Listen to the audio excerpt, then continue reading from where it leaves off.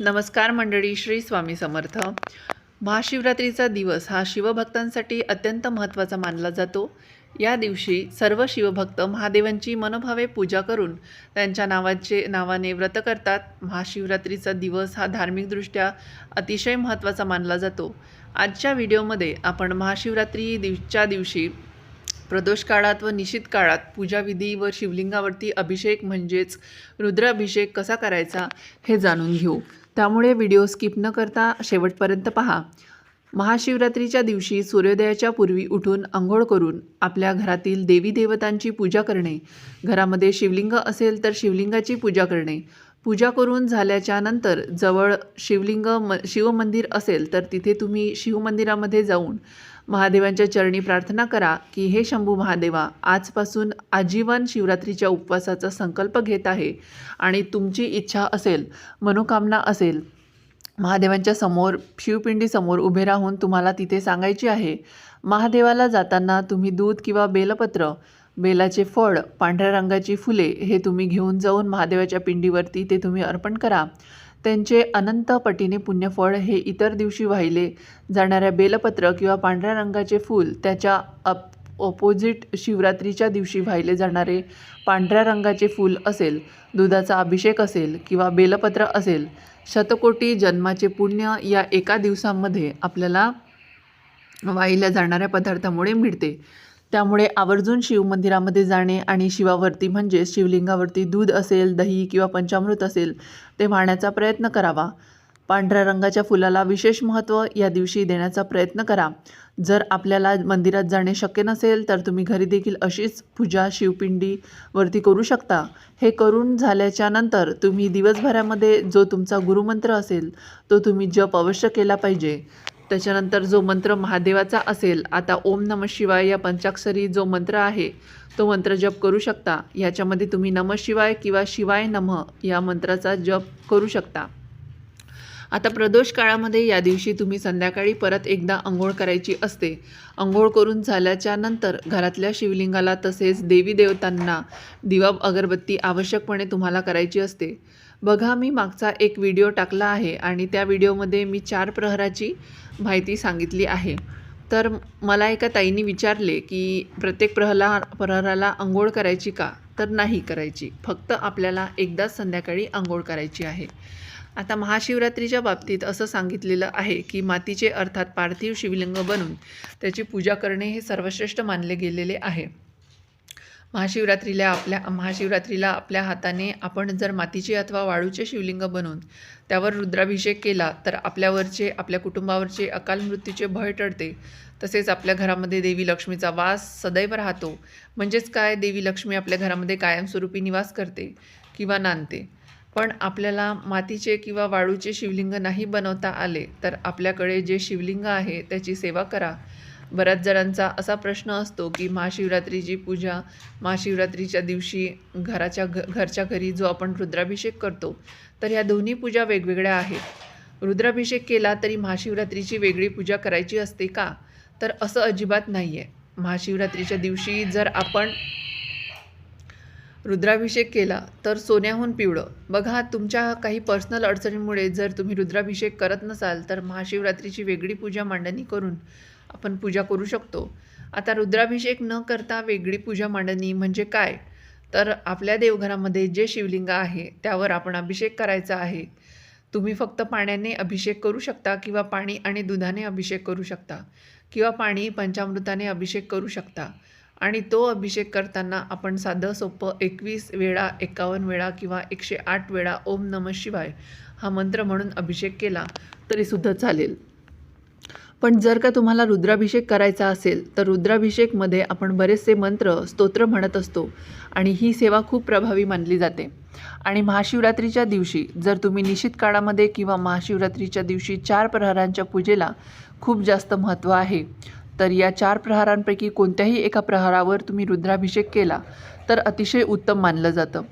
Specially ज्यांच्या घरामध्ये लहान मुलं आहेत, ते आजारी आहेत, सारखा दवाखाना सुरू आहे किंवा ज्यांना बाहेरची बाधा वगैरे आहे, तुमच्या घरामध्ये कोणतं व्यसन असेल कोणी व्यसन करत असेल किंवा तुम्ही स्वतः आजारी आहात, खूप ट्रीटमेंट घेताय, दवाखाने बदलताय पण अनुभव येत नाही आहे, तर अशा काही गोष्टी असतील, अडचणी असतील, तर यासाठी तुम्ही महाशिवरात्रीच्या दिवशी रुद्राभिषेक करू शकता. एखादी काही अडचण असेल, तुमच्या इच्छेसाठी रुद्राभिषेक करायचा असेल, तर त्या दिवशी रुद्राभिषेक करण्यापूर्वी संकल्प करा, तुमची इच्छा बोलून दाखवा. रुद्राभिषेक करून झाल्यानंतर जे तीर्थ असतं, ते तीर्थ ज्या व्यक्तीसाठी तुम्ही रुद्राभिषेक केलेला आहे, त्या व्यक्तीच्या अंगावर शिंपडा. तो ज्या रूममध्ये झोपतो त्या खोलीमध्ये शिंपडा. आपल्या संपूर्ण घरामध्ये ती तीर्थ शिंपडा आणि आवर्जून त्या व्यक्तीला हे रुद्राभिषेक केलेलं तीर्थ प्यायला द्या. थोडंसं तीर्थ नक्कीच द्या आणि त्यानंतर एखाद्या बॉटलमध्ये भरून ठेवा आणि रोज जोपर्यंत ते संपत नाही तोपर्यंत रोज थोडं थोडं तीर्थ त्या व्यक्तीला तुम्ही प्यायला दिलं श्रद्धेने तरीसुद्धा चालू शकतं. पण रुद्राभिषेकचे रिझल्ट्स जे आहेत ना, ते खूप चमत्कारी आहेत. तुमच्याकडे वेळ असेल तर आवर्जून महाशिवरात्रीच्या दिवशी रुद्राभिषेक करा, फक्त श्रद्धेने करा. आता रुद्राभिषेक म्हणजे खूप काही अवघड सेवा आहे का, तर असं अजिबात नाही आहे. अगदी सोप्या पद्धतीने तुम्हाला ही सेवा कशी करायची ते मी सांगते. आपल्या देवघरातलं जे शिवलिंग आहे ते आपल्याला घ्यायचं आहे. मातीचं शिवलिंग असेल ते देखील चालेल. एक ताम्हण घ्यायचं, त्या ताम्हणामध्ये शिवलिंग ठेवायचं. शिवलिंगाची जिथून पाणी जातं निमुळता भाग असतो तो उत्तरेकडे येईल याप्रमाणे ताम्हणामध्ये शिवलिंग ठेवायचं. तुमच्याकडे अभिषेक पात्र असेल तर ते ठेवायचं. बाजूला स्वच्छ पाणी घ्यायचं, जे आपण पिऊ शकू असं पाणी घ्यायचं, कारण हे तीर्थ आपल्याला नंतर प्यायचं आहे. आणि रुद्राभिषेक करताना दूध किंवा पंचामृत घ्यायचं नाही. शक्यतो रुद्राभिषेक जो आहे तो फक्त स्वच्छ पिण्याच्या पाण्यानेच करायचा.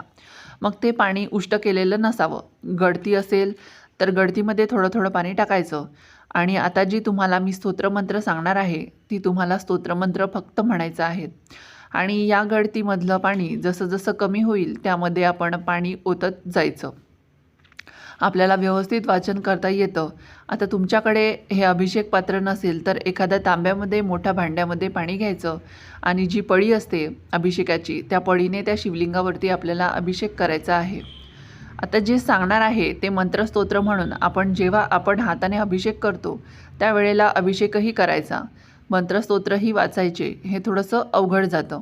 त्यामुळे पूजा साहित्याच्या दुकानामध्ये तुम्हाला अभिषेक पात्र कमी पैशामध्ये मिळून जातं. ते तुम्ही घेतलं तर अतिशय उत्तम. किंवा तुमच्या घरामध्ये इतर कोणी मंडळी असतील तर त्यांना अभिषेक करायला लावायचा आणि तुम्ही त्यांच्या बाजूला बसून मंत्रस्तोत्र म्हणायची. असं केलं तरीसुद्धा चालू शकतं. आता रुद्राभिषेक करताना पाण्याचा अभिषेक करत करत सर्वप्रथम आपल्याला सुरुवातीला स्वामीस्तवन म्हणून झाल्यानंतर गणपती अथर्वशीर्ष एक वेळा म्हणायचा आहे आणि त्यानंतर आता आपल्या खऱ्या अर्थाने रुद्राभिषेक सेवेला सुरुवात होते. सर्वप्रथम गणपती अथर्वशीर्ष झाल्यानंतर शिवमहिमन स्तोत्र एक वेळा म्हणायचं आहे. त्यानंतर रामरक्षा 1 ते 9 ओव्यांपर्यंत आपल्याला म्हणायची आहे. पूर्ण रामरक्षा म्हणायची गरज नाही, फक्त 9व्या ओवीपर्यंत आपल्याला रामरक्षा म्हणायची आहे. त्यानंतर रुद्राध्याय वाचायचा आहे नमक चमक सहित एक वेळा. आता तुम्ही हा मराठीमध्ये सुद्धा वाचू शकता किंवा संस्कृतमध्ये सुद्धा वाचू शकता. त्यानंतर शिवकवच एक वेळा म्हणायचं आहे. शिवगायत्री मंत्र 11 वेळा म्हणायचा आहे. महामृत्युंजय मंत्र 11 वेळा म्हणायचा आहे. महामृत्युंजय मंत्र पंचप्रणवयुक्त 11 वेळा म्हणायचा आहे. त्यानंतर अमृत संजीवनी मंत्र 11 वेळा म्हणायचा आहे. संजीवनी मंत्र 11 वेळा म्हणायचा आहे. कालभैरव अष्टकम हे 1 वेळा म्हणायचं आहे.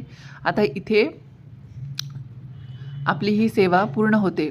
यानंतर काय करायचं, जे शिवलिंग आहे ते पाण्यातून काढून घ्यायचं, स्वच्छ पुसायचं. देवघरामध्ये जिथे तुम्ही शिवलिंग ठेवता तिथे शिवलिंग ठेवायचं. तुमच्याकडे जर 108 बेलपत्र असतील तर एक एक बेलपत्र अर्पण करत करत शिव अष्टोत्तर नामावली म्हणायची आहे. आता समजा तुमच्याकडे 108 बेलपत्र नाही आहेत, तुमच्याकडे एकच बेलपत्र आहे किंवा 5 बेलपत्र आहेत, 11 बेलपत्र आहेत, तर ती आपल्या उजव्या हातामध्ये घ्यायची किंवा एखाद्या प्लेटमध्ये ती बेलपत्र ठेवायची. त्यावर आपला उजवा हात झाकायचा, शिव अष्टोत्तर नामावली म्हणायची आणि त्यानंतर ते बेलपत्र आपल्याला शिवलिंगावरती अर्पण करायचं. शिवलिंग स्वच्छ पुसून जेव्हा आपण देवघरात ठेवतो त्यावेळेला शिवलिंगाला भस्म अर्पण करायचं. हळदी कुंकवाने व न रंगवलेली वस्त्रमाळ अर्पण करायची. अक्षदा अर्पण करायच्या. तुमच्याकडे पांढरी फुलं असतील तर ती तुम्ही अर्पण करू शकता.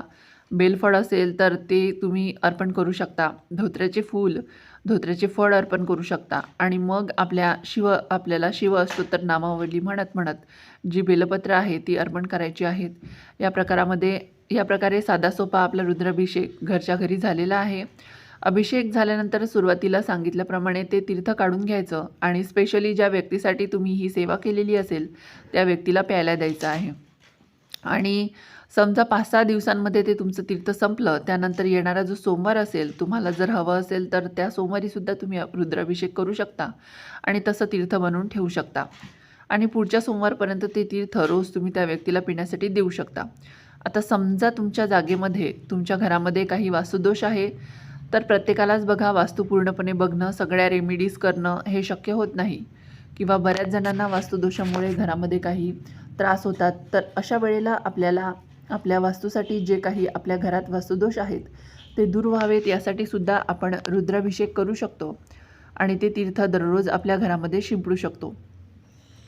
एखादं आंब्याचं पान घ्यायचं किंवा फूल घ्यायचं आणि त्या फुलाने किंवा त्या आंब्याच्या पाण्याने सर्वत्र आपल्या घरामध्ये ते तीर्थ आपल्याला शिंपडायचं आहे आणि घरातील सर्वांनी ते तीर्थ थोडंसं प्रसाद म्हणून आपल्याला ग्रहणसुद्धा करायचं आहे. तर या प्रकारे आपण महाशिवरात्रीच्या दिवशी 4 प्रहरांमध्ये किंवा निषिद्ध काळामध्ये रुद्राभिषेक करू शकतो. आता ते 4 प्रहर कोणते आहेत, त्यांच्या वेळा काय आहेत, निषिद्ध काळ काय आहे, या काळात पूजा कशी करावी, या संदर्भातील संपूर्ण माहिती मी चॅनलवरती व्हिडिओ अपलोड केलेला आहे. ते देखील तुम्ही नक्की पहा, तुम्हाला संपूर्ण माहिती मिळून जाईल. बघा, समजा जर तुम्हाला निश्चित काळामध्ये किंवा या 4 प्रहरांमध्ये रुद्राभिषेक करणं शक्य झालं नाही, तर तुम्ही महाशिवरात्रीच्या दिवशी सकाळी किंवा संध्याकाळी प्रदोष काळ हा शिवपूजन करण्यासाठी उत्तम मानला जातो. त्या वेळेमध्ये रुद्राभिषेक केला तर अतिशय उत्तम आहे. या दोन्हीही वेळात नाही जमलं तर दिवसभरात तुमच्या वेळेनुसार कधीही तुम्ही रुद्राभिषेक करू शकता. जरी तुम्हाला रुद्राभिषेक करताना मंत्र, स्तोत्र येत नसतील तर तुम्ही यूट्यूबवरती रुद्रपाठ लावून हा रुद्राभिषेक करू शकता. महाशिवरात्रीला शिवलीलामृत ग्रंथ वाचणे शक्य झालं तर आवर्जून वाचा. जरी निश्चित काळ का संपला तरीसुद्धा चालते, काही हरकत नाही. त्याच्या पुढे वाचन चालू राहू देऊ शकता. पण जर तुम्हाला एवढ्या मध्यरात्री शिवलीलामृत वाचणे शक्य नसेल तर शिवलीलामृतमधील 11व्या अध्यायाचे सुद्धा या वेळेमध्ये तुम्ही पठण करू शकता किंवा जी कोणती सेवा असेल, स्तोत्रमंत्र महादेवांचे तुम्हाला येत असतील त्या सेवा तुम्ही केल्या तरीसुद्धा चालतील किंवा ओम नमः शिवाय या मंत्राचा या वेळेमध्ये मनोकामना तुमच्या मनामध्ये ठेवून तुम्ही जप केला तरीसुद्धा चालतो. तुमच्या घरामध्ये शिवलिंगावरती पांढऱ्या रंगाची फुले तसेच धोत्र्याचे फूल जर भेटले तर खूप उत्तम. तसेच कमीत कमी 8 कमळाची फुले हे तुम्हाला शिवलिंगावरती व्हायचे असतात. तसेच खास करून निळ्या रंगाच्या कमळाला या दिवशी अत्यंत विशेष महत्त्व आहे. निळ्या रंगाचं कमळ हे सर्वत्र मिळणार नाही, तर पांढऱ्या रंगाचं कमळ चालेल, लाल चालेल. हे कमळ तुम्हाला महादेवांच्या शिवलिंगावरती रात्री व्हायचे आहेत. जर तुम्हाला कमळ मिळाले नाही तर धोत्र्याचे फूल मिळाले तर ते सुद्धा तुम्ही अर्पण करू शकता. पांढऱ्या रंगाचे फूल कोणतेही चालेल, ते तुम्ही आणण्याचा अवश्य प्रयत्न करा. 3 पानाचे बेलपत्र, तेही पूर्ण पाने कुठेही कट झालेली नसावीत, होल किंवा छिद्र पडलेली नसावीत. 3 पानाचेच बेलपत्र हे शिव महादेवाच्या पिंडीवरती तुम्ही व्हायला पाहिजे.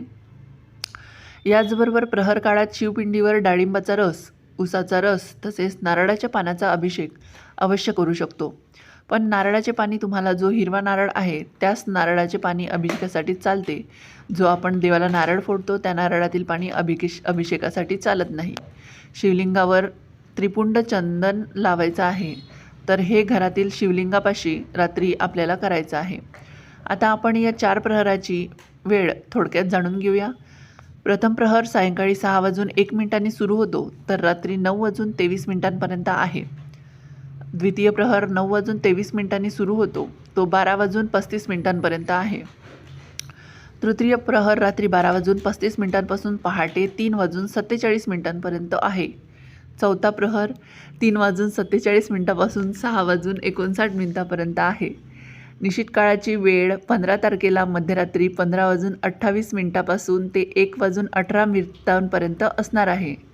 तर या व्हिडिओच्या माध्यमातून मी तुम्हाला महाशिवरात्रीची पूजाविधी तसेच रुद्राभिषेक प्रहर, वेळ, निश्चित काळ ही संपूर्ण माहिती या व्हिडिओच्या माध्यमातून देण्याचा प्रयत्न केला आहे. व्हिडिओ आवडला असेल तर व्हिडिओला नक्की लाईक करा, शेअर करा. चॅनलला सबस्क्राईब करायला मात्र विसरू नका. व्हिडिओ शेवटपर्यंत पाहिल्याबद्दल अगदी मनापासून धन्यवाद. श्री स्वामी समर्थ. जय जय स्वामी समर्थ.